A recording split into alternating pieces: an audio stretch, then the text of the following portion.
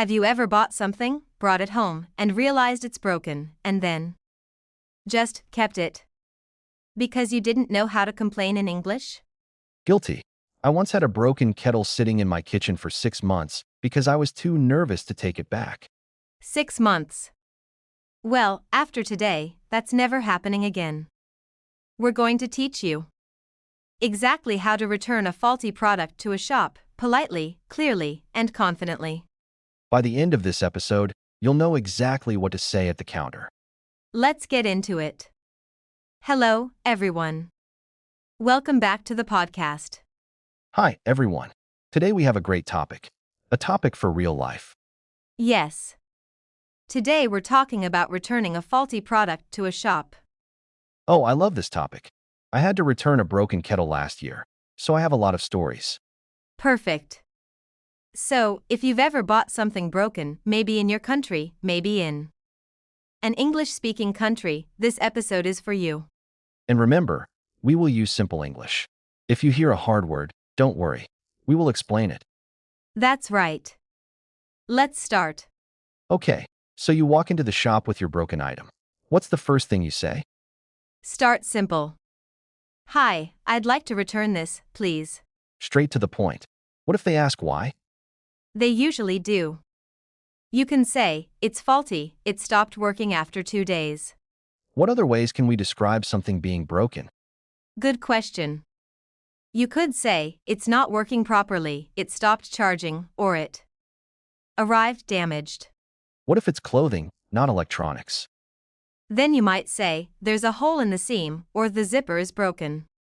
And if you're not totally sure what's wrong, just that something feels off? You can say, it doesn't seem to work the way it should. That's a safe, polite phrase. Useful for almost any situation. Vocabulary box. Faulty, broken, or not working correctly. Return, to give something back to the shop.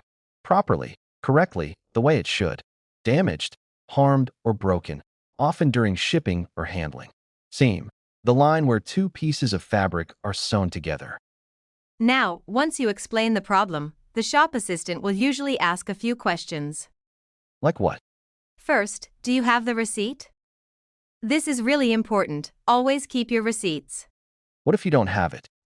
You can say, I don't have the paper receipt, but I do have the email confirmation. Many shops accept that too. What else might they ask? When did you purchase this, or is it still under warranty? What's a warranty exactly? A warranty is a promise from the company that they'll fix or replace something if it breaks within a certain time, usually 1 or 2 years. They might say, Good to know. What if they ask how you'd like to resolve it? They might say, would you like a refund, a replacement, or an exchange? And how do we answer that clearly? Just be direct.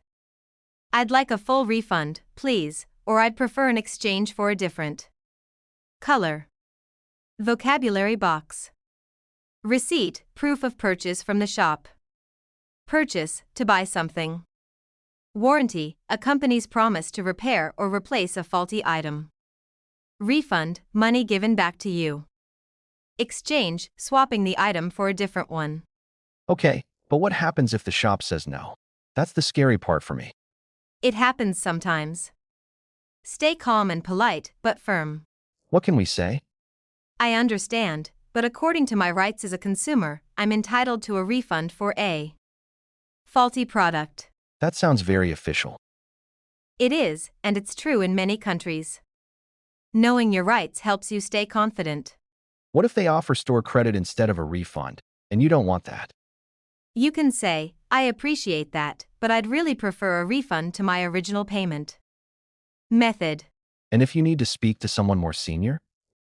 Could I speak to the manager, please? Always polite, never aggressive. What if the item was on sale? Does that change anything? Good question. In most places, no. If it's faulty, you still have the right to return it, sale or not. That's really useful to know. Exactly. Don't let anyone tell you otherwise if the item is genuinely broken.